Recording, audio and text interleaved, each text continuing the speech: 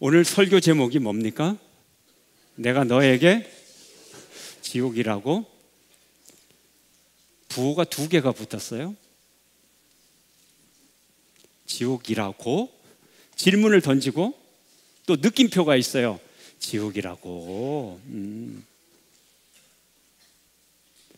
지옥인 것을 알 필요가 있고요.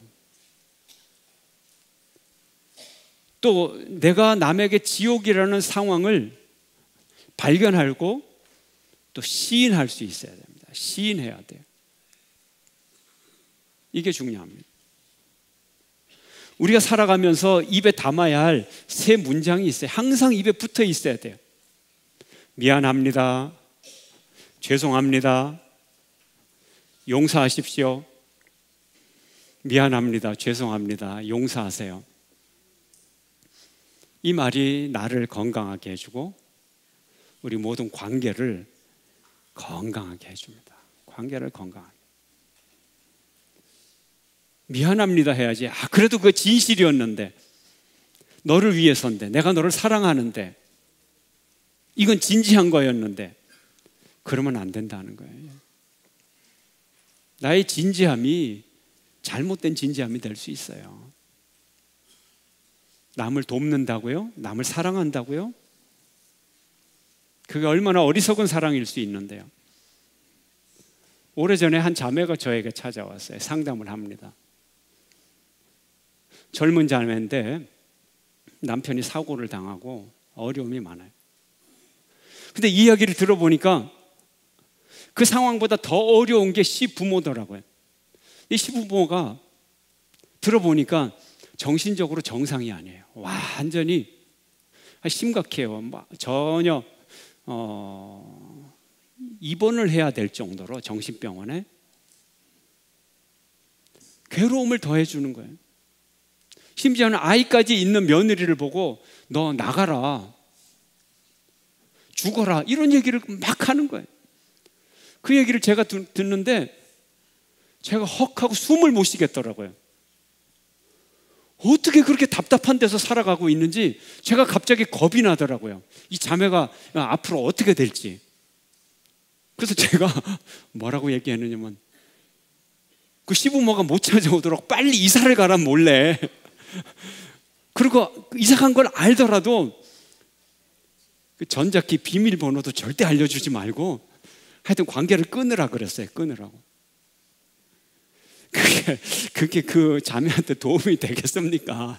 그게 가능한 일이에요. 예. 여러분의 며느리가 혹시 연락도 안 하고 이사 간 며느리 있으면 며느리 욕하지 말고요. 저를 예. 책임은 제가 지겠습니다. 근데 다행히도 제가 책임질 일이 없는 게 우리 교회 교인 아니에요. 돕는다는 게 돕는 게 아니고요. 최선이 아닙니다. 우리가 인간관계도 망가지고 인간이 망가졌어요. 우리가 죄짓고 타락한 이후로 인간 사이에 갈등이 생기고 조화가 깨지고 분열이 생기고 서로 책임 전가하고 인간의 관계 자체가 파괴되었기 때문이죠. 오늘 본문에 등장하는 이 욥의 이야기, 욥이 어떤 사람입니까? 최고의 부자, 당대의 최고의 축복을 받은 사람. 근데 하루 만에 수만 마리의 가축이 도둑질 당하고 죽고 수백 명의 종이 죽고 10남매가 한꺼번에 죽고 모든 것을 잃었습니다. 얼마 지나지 않아 몸에 건강에 문제가 생깁니다. 문둥병인지 암인지 불치의 병에 걸려요. 그 모습을 바라본 아내는 당신은 하나님을 저주하고 죽으시오, 저주를 내뱉고는 집을 나가버렸어요. 자기 혼자입니다. 모든 것이 없어지고 그저 숨만이, 자기가 쉬고 있는 숨만이 자기의 소유인 홀로 남겨지게 됐어요. 친구들이 찾아왔어요. 3명의 친구들이 찾아와서 그와 슬픔을 함께 한다고 하면서 그에게 고난을 벗어날 수 있는 지혜를 가르쳐 주는 거예요. 고난을 벗어나야 된다. 방법이 있다. 그 방법은 하나님께 회개하는 것이다. 하나님은 의로운 하나님이니까 의로운 자에게는 복을 주시고 악한 자는 하나님이 징벌을 하신다. 죄를 회개하고 하나님께로 돌아와라. 이런 얘기를 합니다. 하나님께로 돌아와. 네가 아무리 죄인이 아니라 그래도 분명히 네 죄가 있어. 네가 생각나는 죄가 있으면 그 죄를 고백을 하고, 네가 생각이 안 나는 죄가 있으면 그 숨겨진 죄 때문에 이 엄청난 징벌을 받기 때문에. 근데 결과를 봐라. 결과를, 지금 현실을 봐라. 네가 엄청난 고난 속에 있지 않느냐? 그렇다면 원인이 있는데 그것이 밝혀졌느냐 안 밝혀졌느냐, 그 차이가 있는 것이지, 어쨌든 너는 무진장 큰 죄가 숨겨 있는 거야. 안 봐도 알아. 친구들의 위로를 통해서 위로를 받는 것이 아니라 도리어 정죄를 당하고 고발을 당하고 괴로움이 더 커지는 거예요. 누가 그런 거 모릅니까? 하나님이 죄인을 벌하시고 의인을 축복하신 거 누가 몰라요? 누가 몰라요? 하지만 욥의 경우에는 실제로 제대로 적용이 되느냐 하는 거예요. 친구들은 지혜자들이에요. 요즘으로 따지면 다 박사들이에요. 최고의 학자들이에요. 최고의 지혜자들입니다. 그러나 그들의 지혜가 욥에게 도움을 주기는커녕 큰 괴로움을 더 더하는 거예요. 욥을 더 큰 괴로움과 상처와 절망 속으로 집어넣게 되는 거예요. 우리가 초보적이고 단순한 교리적인 지식, 일생의 일들, 이것들을 조금 안다고 우리 인생을 다 안다 이렇게 말할 수가 없죠. 자만할 수가 없죠. 인생에 일어나는 고통, 고민, 당사자 외에는 알 수 없어요. 고난은 주관적인 거예요. 주관적인. 스스로 그 의미를 발견할 때까지, 스스로 그 이유를 발견할 때까지 자기가 찾아가는 거예요. 제3자가 답을 주어진다 그래서 그 답이 정답이 아닌 것이죠. 사랑의 동기에서 아무리 좋은 얘기를 할지라도 그것은 더 고통을 크게 하는 일이라는 거예요. 또 다른 고통을 주는 일이에요. 욥은 이제 친구들의 고통을, 친구들을 통한 고통을 거부하면서 내가 직접 하나님께로 나가겠다, 이런 얘기를 합니다. 자신의 마음속에 있는 생각, 지난 모든 행실, 모든 영혼의 모든 것을 다 보시는 하나님만이 참된 재판관이다. 그래서 내가 하나님 앞에 나가겠다, 이렇게 얘기를 합니다. 오늘 보면 3절을 함께 읽겠습니다. 시작. 참으로 나는 전능자에게 말씀하려 하며 하나님과 변론하려 하노라. 친구들과 변론해봐야 아무런 의미가 없어요. 하나님이 축복도 주시고 하나님이 고난도 주심으로 오로지 하나님 앞에 나갈 때 참된 해결책과 참된 대답을 얻을 수가 있습니다. 그런데 이건 쉬운 게 아니에요. 하나님 앞에 나갈 때는 죽음을 무릅쓰고 나가는 거예요. 죽음을 무릅쓰고. 그러나 구원의 희망이 있기 때문에 하나님의 면전에 소송을 제기하는 거예요. 13절 말씀 함께 읽습니다. 시작. 너희는 잠잠하고 나를 버려두어 말하게 하라. 무슨 일이 닥치든지 내가 당하리라. 내일이라 말이야. 내일에. 남의 고난에 끼어들지 말아. 이거 내 고난이야. 고난에도 소유권이 있는 거예요. 고난의 원인은 하나님과의 관계에서 생기는 거예요. 남의 장기판에, 남의 바둑판에 함부로 훈수 드는 거 아니에요. 하나님과의 관계에 함부로 끼어드는 거 아니에요. 매를 맞아도 내가 맞고 죽어도 내가 죽는다. 내가 하나님 앞에 해결하겠다. 이게 중요한 거예요.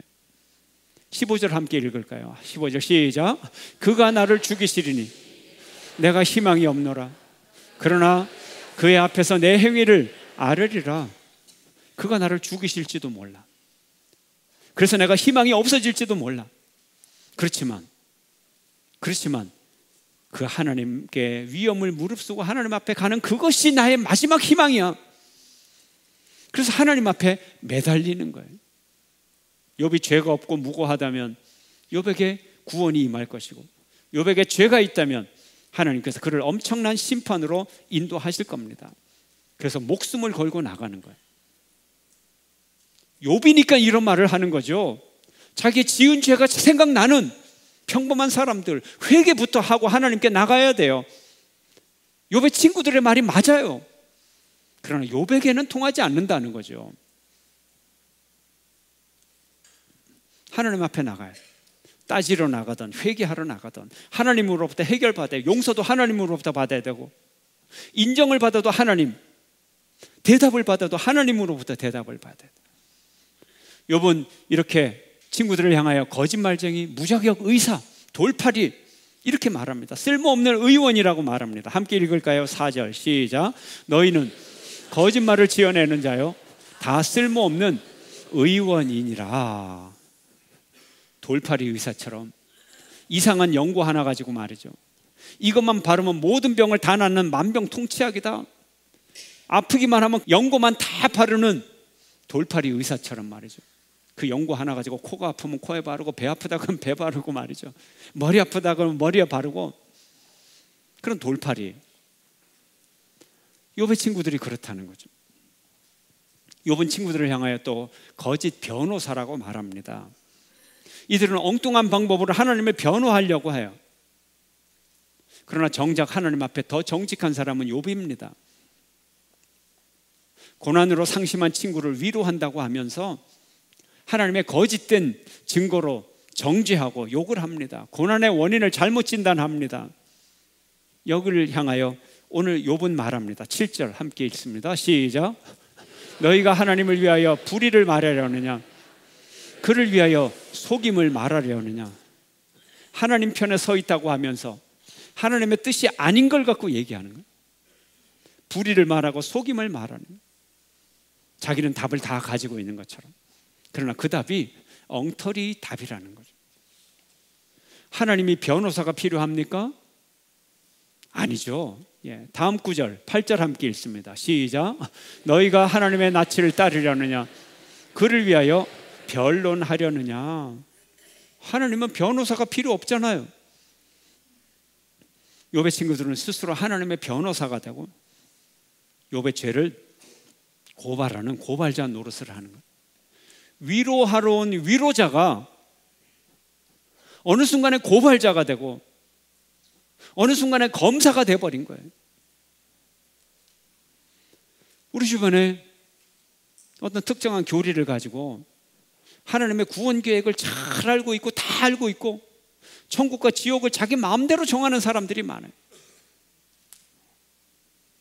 구원은 하나님께 속한 거예요. 하나님께서 말씀하시기도 전에 자기가 하나님을 변호하려고, 이걸 가리켜서 욥은 말합니다. 그건 바람에 날리는 재와 같다. 바람에 휙 날려버리는 가치 없는, 그런 가치 없는 지식이라는 거죠. 설령 내가 가진 지식이 옳다고 하더라도 부분적으로 옳은 것이지 모든 것을 설명하는 건 아니에요. 지혜로운 자는 진정 어린아이와 같이 자기를 낮추는 자만이 지혜로운 자인 것입니다. 예수님의 말씀입니다. 우리의 삶에서 일어나는 모든 일들이 단순한 일이 아니에요. 하나의 법칙으로, 한 가지 지식으로 해결되는 게 아니고 한 가지 지식으로 설명되는 게 아니에요. 복잡하고 다양합니다. 욥의 친구들은 한 가지 법칙, 권선징악, 이 인과 법칙 하나를 가지고 악인들은 벌을 받고 고통과 두려움 속에 살고 의인이 보상을 받을 거야, 이런 원리를 따라 욥이 당하는 고통도 하나님을 대적한 악 때문이다, 죄 때문이다, 이렇게 비난을 하는 거예요. 고통당하는 이웃을 향하여 고통을 덜어주지는 않고 더 정죄하고 절망하게 만드는 거예요. 지옥의 고통 속으로 집어넣는 거예요. 그러나 하나님은 인자와 긍휼이 풍성하신 하나님, 하나님은 용서의 하나님이에요. 인내의 하나님이에요. 사랑의 하나님이세요. 인간이 돌이키기를 기다리시는 인격의 하나님이세요. 우리가 우리 속에 있는 모든 일들을, 우리 인생에 일어나는 모든 일을 다 알 수 있는 건 아닙니다. 우리 고난의 이웃을 쉽게 정죄하고 쉽게 판단하고 내 마음에 안 든다고, 내 생각과 다르다고 정죄하면 안 되는 것입니다. 고난당하는 자들을 더 정죄하고 판단하는 것, 그것은 우리의 권리가 아니에요. 우리에게는 위로하고 그들을 섬겨야 할 하나님의 사랑이 있는 것입니다. 옛날에 소와 사자가 사랑을 했어요. 너무너무 사랑을 해서 결혼을 했어요. 소는 사자에게 먹을 걸 줍니다. 가장 부드럽고 가장 좋은 풀을 사자에게 줘요. 사자는 소가 정성껏 주니까 못 먹는 풀인데도 억지로 먹습니다. 사자는 자기가 먹고 싶은 정말 좋고 부드러운 고기를 소에게 먹입니다. 소도 억지로 먹었어요. 인내에 한계가 있습니다. 별거 아닌 일로 싸워가지고 이혼을 했대요. 헤어지면서 이혼 법정에서 하는 말이, 난 당신에게 최선을 다했어. 자기 최선으로 다 되는 게 아니에요. 소가 소의 눈으로 세상을 보고 사자가 사자의 눈으로 세상을 보면 그 세상은 지옥이에요. 타인에게 지옥이에요. 나 위주로 생각하는 사랑, 상대를 못 보는 생각, 그 사랑은 고통이에요. 그 사랑은 죽음이고 그 사랑은 지옥이에요. 사람들이 고슴도치 사랑을 하죠. 서로 사랑해서 다가갑니다. 아주 깊숙이 다가가면 서로가 서로를 향한 더 큰 깊숙한 상처만 만들 뿐이죠. 나는 지금도 누군가를 사랑한다고 합니다. 누군가를 위하여 최선을 다한다고 합니다. 하지만 그 사랑과 그 최선이 나 위주의 사랑이고 나 위주의 최선이라면, 상대방을 보지 못한다면 그것은 최악인 거예요. 그것은 최악입니다. 오늘 대한민국을 사랑한다는 애국자들이 많아요. 그 빗나간 사랑 때문에 이 사회가 얼마나 혼란해지는지 몰라요. 교회를 사랑한다고 하는 그런 교역자, 그런 성도들이 얼마나 많은지 몰라요. 그러나 병든 사랑 때문에 한국교회가 얼마나 큰 곤욕을 치르는지 몰라요.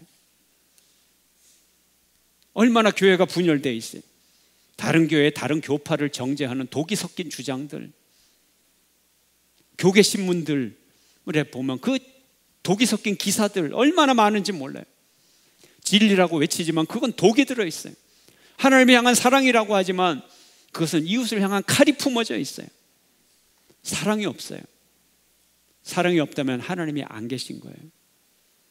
자기만의 주장, 자기만의 교리적인 독선이 있을 따름이에요. 내가 나를 깎아야만 네가 내 안에 들어올 수 있는 거예요. 내가 아파야만 너의 자리를 만들 수 있는 거예요. 내가 죽어야만 네가 내 안에서 살아날 수 있는 거예요.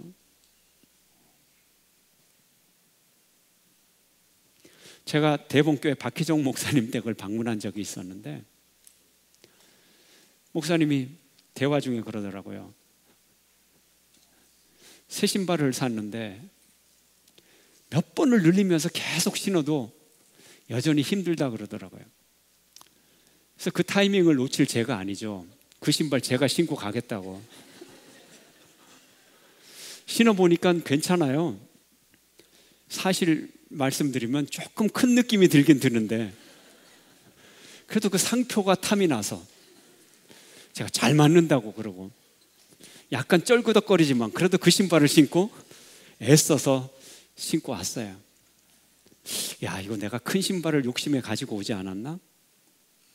그런데요, 시간이 지나니까요 그게 줄어들어가지고 제 발에 딱 맞더라고요. 아마 박 목사님하고 저하고 사이즈가 2사이즈 정도 차이 나는 것 같은데, 저는 처음에 이 신발이 가운데 사이즈라고 생각을 한 거예요. 그래서 늘려도 힘들고 또 제가 신은, 근데 그게 아니라 제 사이즈였던 거예요. 그러니까 2사이즈를 늘려서 신으려니 얼마나 힘들었겠어요. 제가 천사죠, 그죠? 신발도 그래요. 신발도 하물며 믿음도, 더 중요한 믿음도, 신앙도, 우리의 윤리, 문화 다 맞아야 돼요. 중요한 것일수록 맞아야 되는 거예요. 우리가 신앙의 이름으로 얼마나 편협한 교리를 강요하고 있는지 몰라요. 진리가 아닐 수도 있어요. 특정한 한 교리를 가지고 다른 교단 욕하고 말이죠. 이단 사탄 뭐라고 하고 내부의 적을 척결하는 마녀 사냥하고요. 이런 경향이 한국에 얼마나 많은지 몰라요. 가슴이 아파요. 이건 사랑이 아닙니다. 이건 신앙이 아닙니다.